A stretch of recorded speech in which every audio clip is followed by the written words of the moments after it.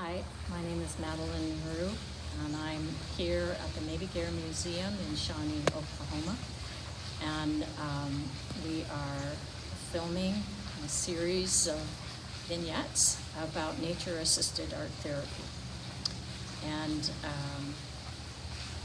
this week was recently announced by Pope Francis to be the week of caring for our common home. And so I think it's a good day to start this video process. And I invite everyone to view this when it's finished and try it out. Thank you. So my name is Madeline, and I am going to provide you with a short session today in finding your sit spot. And the sit spot is part of training in nature-assisted art therapy. I don't know where to look. Amber, do I look here or there? So you can tell me if I'm doing something wrong. So nature-assisted art therapy means interacting with the living world in a way that honors it and respects it, on finding our place in the living world again. We as Western people have been isolated and separated, and so our behaviors around the living world have become toxic. And so it's a source, in terms of therapy, it's a source of health to come back into connection. So I specialize in using visual art as the vehicle for listening and connecting. And so one of the first things that we need to do is to find a place to be in the natural world.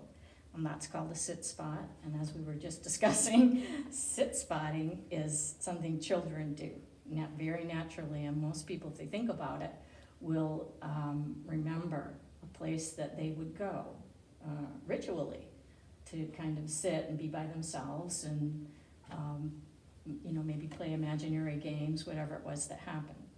So for me, I had two sit spots. One was under a cottonwood tree, and another was out in a field where I built with twigs. I built basically something like a kiva, a circle, and I would stay in it until the spiders came and scared me out. So I'm not saying that when you go out in the natural world that everything's honky-dory. We need to respect things like fire ants and spiders and wasps, and not, if they're there, not intrude into their space and get stung as a result. We enter a sit spot as adults with an awareness of the power of the natural world and the specific qualities of various little beings in the natural world. So I don't sit on ants if I can help it. And it is, in fact, one of the ways in which we're discouraged from sitting somewhere, is if you sit down and then you see there's an anthill and they're getting ready to crawl all over you, that means leave. It means you're not invited to stay here. And so, as I said, the sit spot is a natural behavior in children. And so we're kind of calling that natural behavior back forward. And when we go outside to wander around and look for a sit spot, I refer to that as the Goldilocks syndrome, where you go, no, this one's too hard, and this one's too soft, and this one has an anthill, so we wander around waiting for something to feel just right. And so part of nature-assisted art therapy, working with visual art as our medium of communication and connection, involves what I call reciprocity. So in our culture, we pretty much go and take everything that we want. We don't ask, we don't say thank you.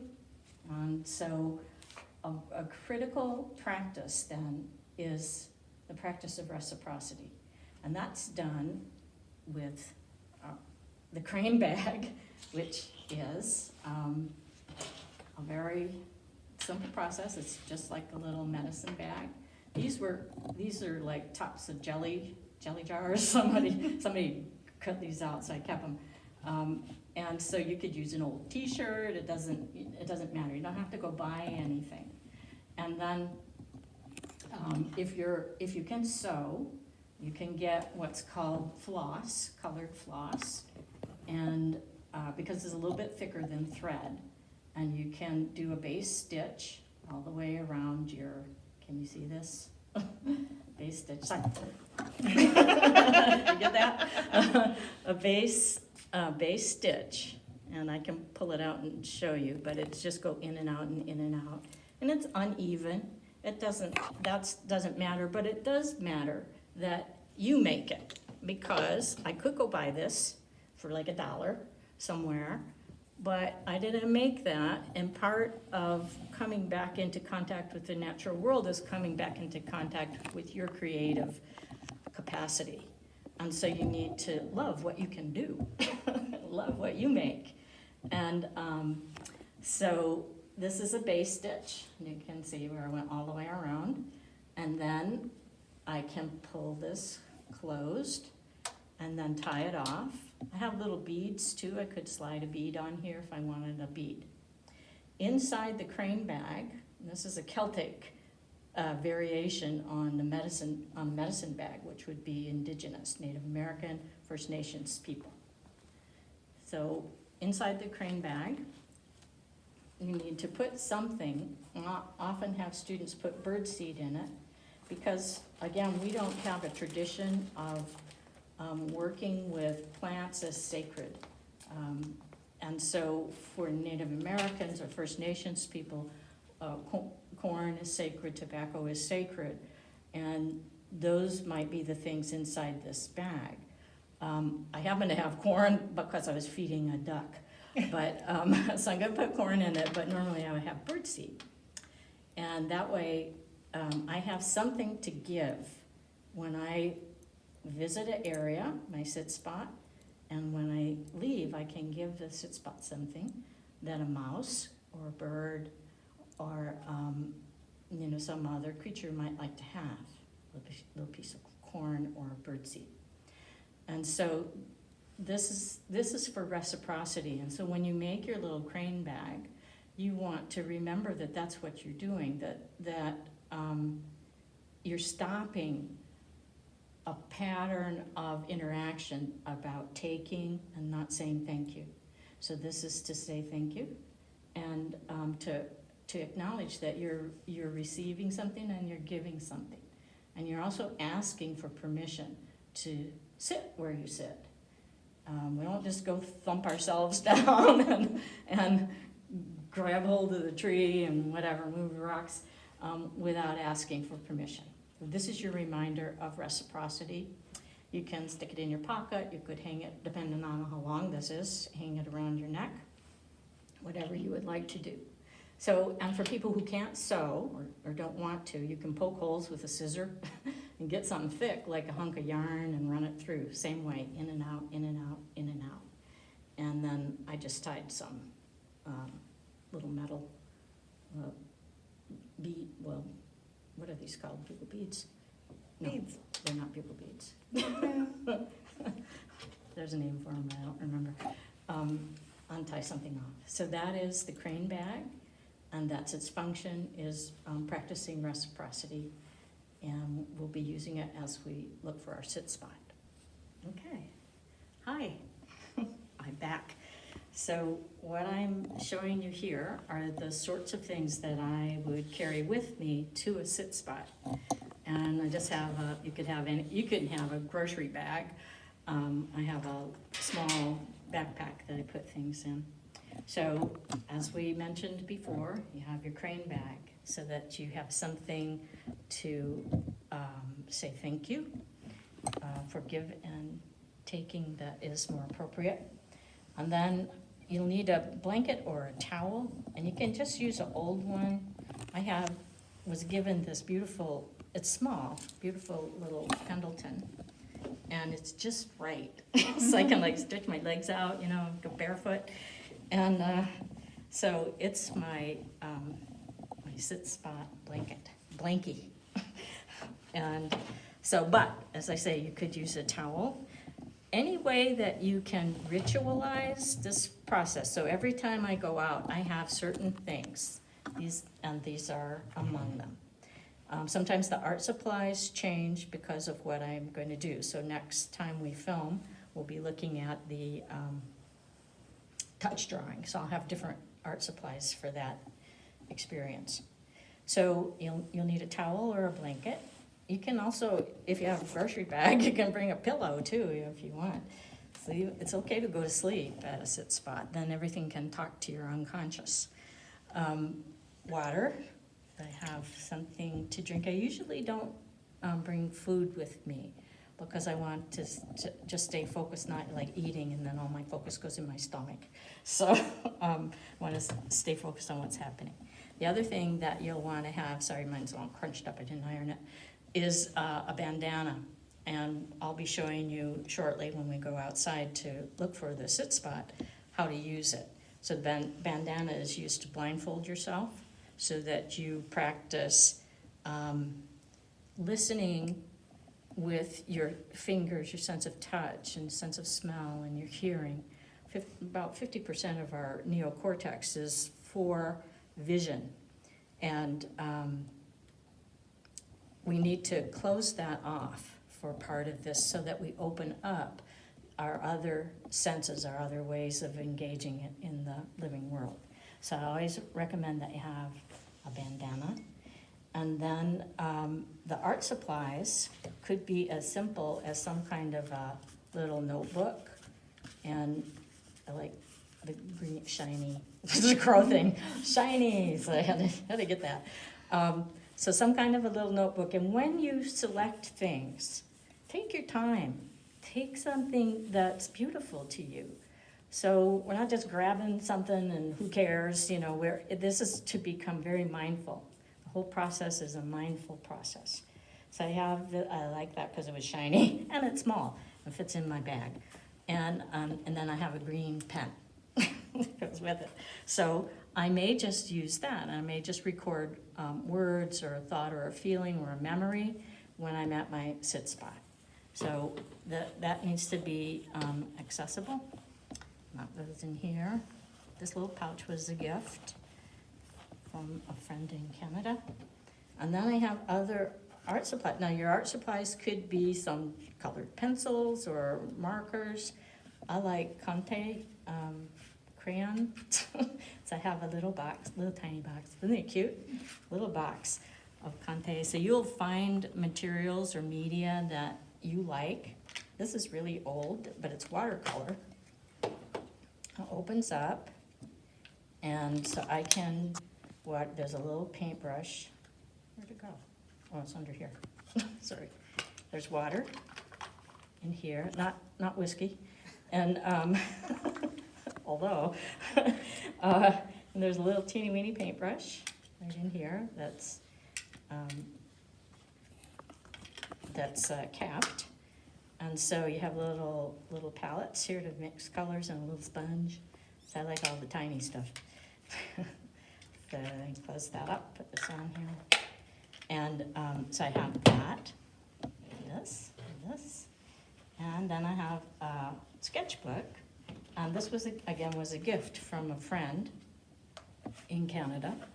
And so she made this, but you could make your own sketchbook. The more you make of your own, the better.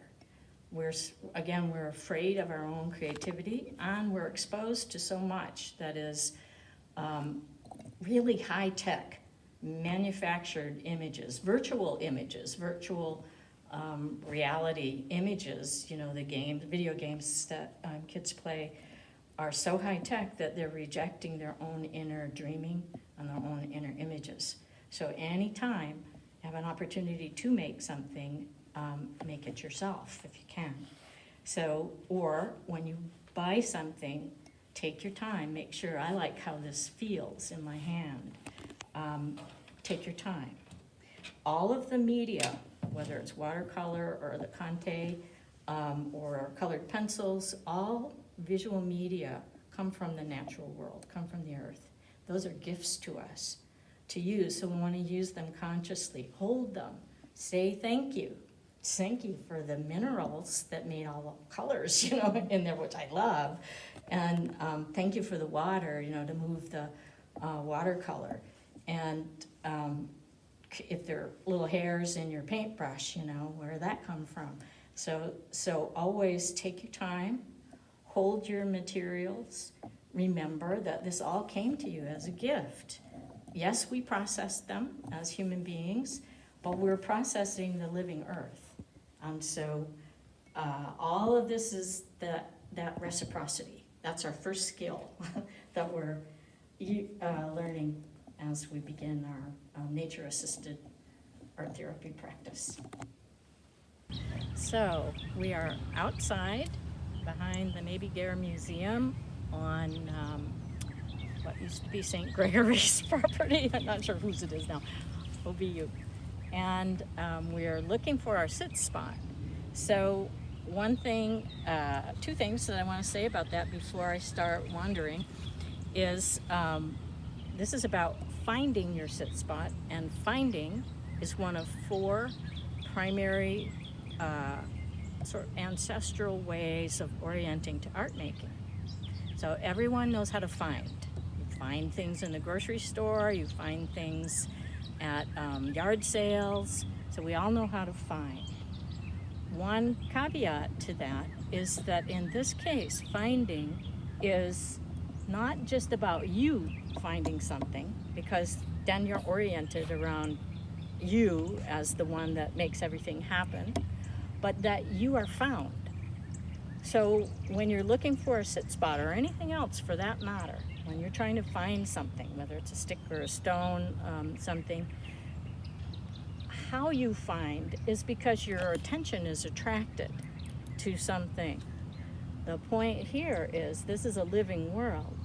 Those somethings, trees, rocks, plants, clouds, are speaking to you. They draw you to them. So finding is a mutual activity. It is not your soul terrain that I say I am finding. No, I am being found. So the sit spot finds me as much as I find it. And so as I'm wandering, what I'm doing is, again, a mindful practice. I'm paying attention to what calls me. Could be a shape, a sound, a smell, a shadow. There could be anything that is speaking to me, and I need to follow that so that shadow or that sound is calling me. And I'm listening and I'm responding. So when I'm seeking my sit spot or finding it, that is the basic method and a very important criteria that reverses our sense of autonomy, that there's just me in my little sack of skin, and I'm deciding to do all these things. It's like, no, all of your senses are forms of engagement with the living world. And so things find you, and that's you need to acknowledge and be aware of. So even just standing here, and I'm looking around, and the tree has already been pointed out here to my right. There's a tree, she feels feminine to me, like she's holding up 2 arms. So these cedar trees are very animate. They each have a kind of a sense or personality, and got lots of little eye holes and all kinds of things on them. And so that they call to me, each one as we sort of walk down this aisle here, called in different ways. But as we're standing here, I'm seeing her. And also this tree that has been damaged or killed even, that may be dead on the outside anyway, is also has its own beauty too, and has a feeling to it.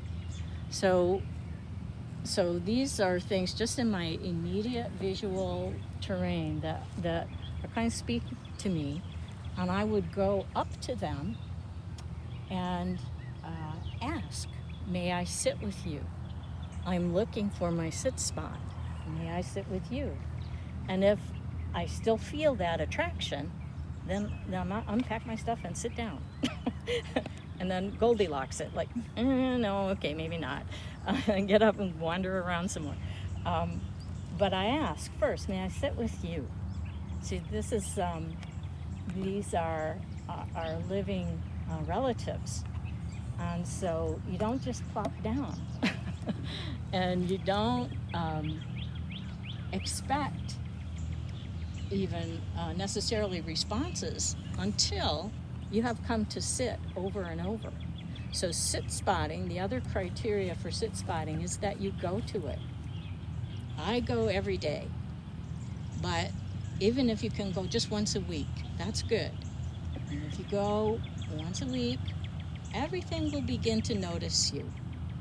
If you don't, I call it showing up. If you don't show up, you cannot relate. This is a form of friendship. So I have to come into friendship. And that tree, if that's the one I want to sit with, needs to trust me. And that tree can trust me if I come over and over and I have offerings for her, or for the beings that live in her branches. Sometimes I leave a little bit of water from my watercolor bottle, especially during hot weather, when things might feel parched.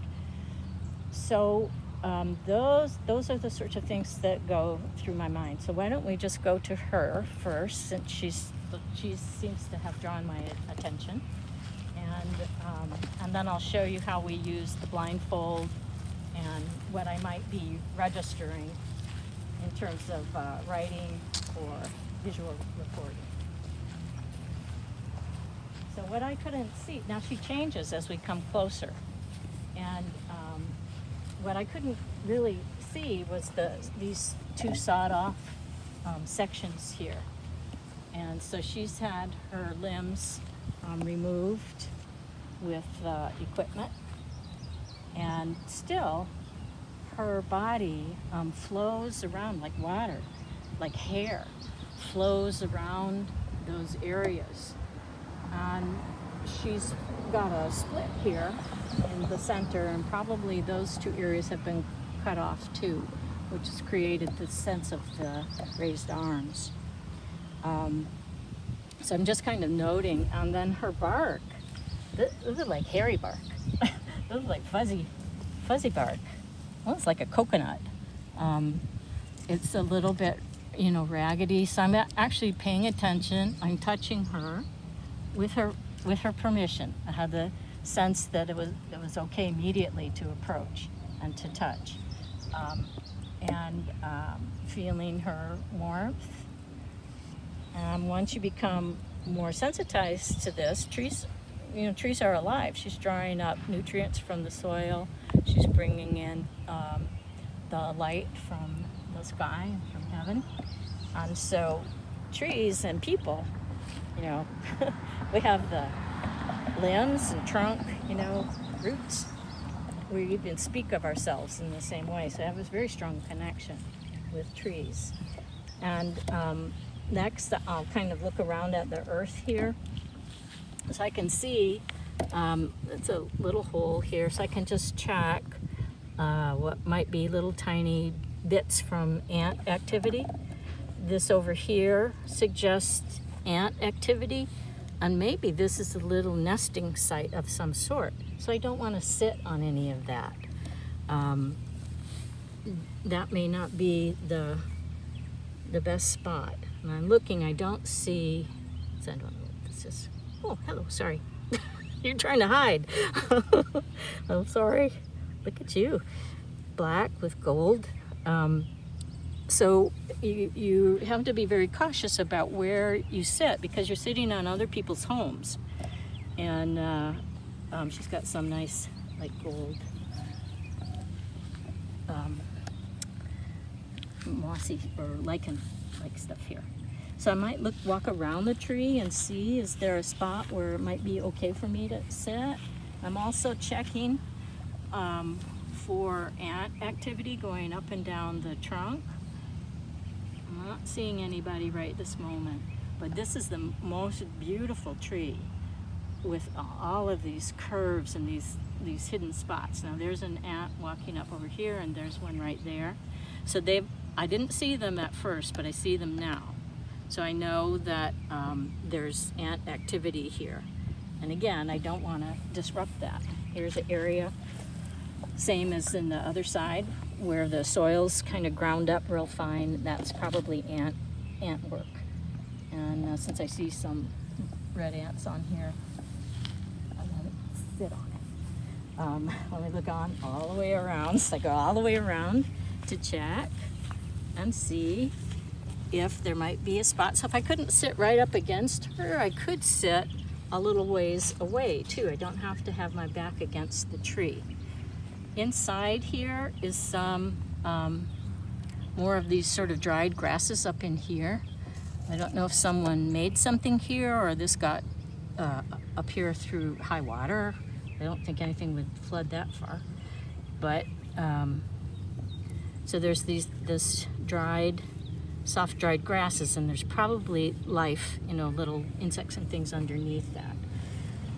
So looking at her other side here, we see the split is a lot easier to see, and we see a lot more ant activity. And so, and more of the beautiful lichen in gold and pale shades of green.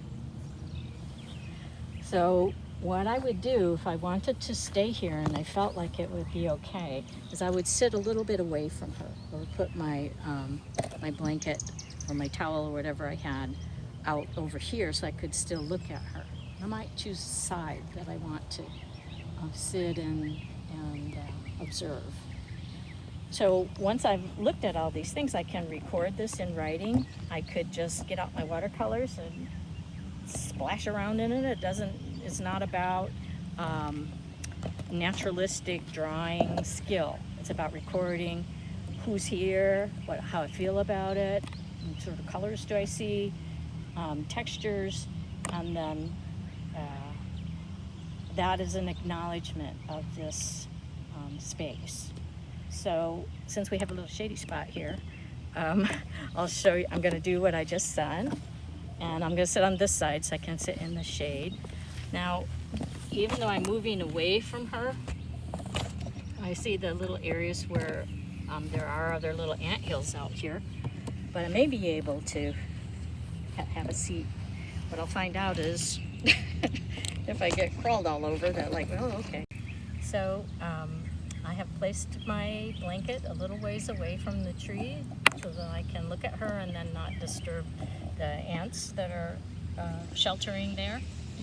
And later, in a few minutes, I'll record some of the things that I've noted, just even as words. Our language, golden lichen, flowing bark, areas that have been cut off that she's kind of absorbed into her kind of flowing trunk. I would just record those things, noticing the little ant activities and the mockingbird who's like chalking up a blue streak. They're really competing with me. So just noticing all those things, I would record those. And then it's just a matter of sitting. And what's recommended is about 20 minutes if you have the time. If you don't have the time, 5 minutes. It's like showing up is way more important than the amount of time. But eventually, it's like meditation. You want to work for about 20 minutes, be present for about 20 minutes. And part of that is to overcome the busyness that we have going on and to settle and to let the earth kind of come up and hold us a little bit. I took my shoes off because my feet want to feel the air. There's a nice breeze right now. And then so that I can do more. Most of what I was doing had to do with vision, seeing things. So I want to also, using my scarf, I want to listen and smell too. Now, I didn't smell her yet, but I will. So the minute I cover my eyes, my sense of smell gets activated. It's funny to me. That was like immediate. I can smell the moist earth around here. There's something on the breeze. And of course my hearing, the mockingbird that's been singing away, practicing his different songs. He's quiet now, quieter, oh, never mind. So, and I hear the lawnmowers, off in the distance. So you're hearing, all of your senses are not just restricted here to your body. I can send my hearing out. And so you want to do that. Send your hearing out further and further away. What can you pick up? What's the furthest away sound you can hear? So what you do, if you ask yourself that, is you open your sensory apparatus more fully, because we close it down, because we live in a cacophony of sounds, engines, sirens, honking horns, smell too, all those same sorts of things, fumes. And so we shut down these senses, but these are the communicative structures for being present to this living tree, to this living world. So send your hearing out as far away as you can, and I have to be quiet for a minute so I can listen.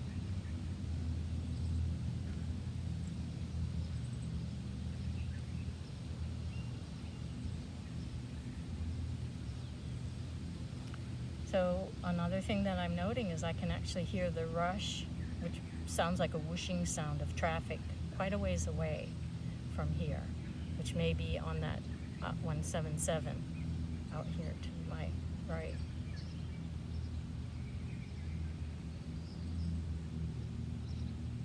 So this is meant just as a brief demonstration, but I might sit my whole time with my blindfold on, so that I relax my senses and I open them back up. And then it's kind of fun to see, okay, how far can I hear? What can I pull in? And then scent became much more powerful. Touch, then, I could be feeling the grasses, which they're not soft necessarily, a little bit, but it's always kind of pokey. This sort of grass has a stiff rooting system. And then I've already been touching the tree. I'm feeling her bark, a little bit rough, and a little bit like coconut hairs on it. And so you can repeat that with this on, and it'll increase your tactility. And when we touch something, the grasses, the tree, we feel it because it feels us. Your senses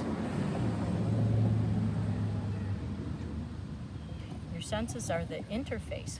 Our senses are not ours alone. Our senses are this attraction mechanism and this communication mechanism. So I can touch that tree or these grasses because it can touch me. Touch exists between us. It does not just exist in me. And so those are some of the principles. Once you know these principles, if you just play with it, maybe you say like, oh, what a bunch of hooey. If you play with it, suspend critical thought, and just think about it, that your senses exist in the between realm, in the between with everything else. That's how it works. And when that happens, I start to feel like I belong. I start to listen in a different way. The wind is picking up now. I'm hearing it. And because of what I'm saying to you right now, I take that as confirmation. Yes, that wind picks up, carrying, reinforcing that message. So I might take a few minutes. Now, sometimes I don't record if I'm going to write. I don't record right away. I go home and I let everything steep inside me like tea, and then I sit down and write. If I'm going to record, I'll record with watercolor and marks, for textures and things like that, some ants, little feet prints. And so I don't always write words right away, because for some reason those need to percolate. That was a beautiful breeze. And so thank you. So but if I got out my watercolors, I would pick up, try to get some of that beautiful green gold color that I see here, and the tawny soft colors of pale green. Often people think when they see tree trunks that it's brown, and it's not. There's like all kinds of colors here. So all of that just wakes you up, and so you don't need, we don't need to be addicted to all kinds of things to feel alive. We need to feel what's here in an honoring and respectful way. So I would end my time saying thank you to this beautiful tree, and to the ant people who didn't come over and crawl all over me. Thank you. Because I didn't go sit on them. If I sat on them, that would be a different story. And so I say thank you. And I'll put a little piece of corn there. Putting out a piece of corn in this case, or it could be birdseed, or it could be anything else, or it could be water. As I say, it's more about the acknowledgement, the gratitude. It's about expressing that. And if you have nothing, if you've forgotten your crane bag, say thank you. Say thank you. And mean it. Feel it. And that starts to then develop over time. So every time you're at your sit spot, you're expressing your gratitude for the wind, for the bird song, for the bark on the tree, for the grass and the soil and the earth holding you up. Every time you do that, you're opening up your heart to receive more, because everything wants to connect with us. I think we're here because we're loved. We're loved into being here. And so we need to give that back and slow down. And this isn't a long time. 20 minutes, 5 minutes, it's not a long time to start to be present again to the living world. Thank you.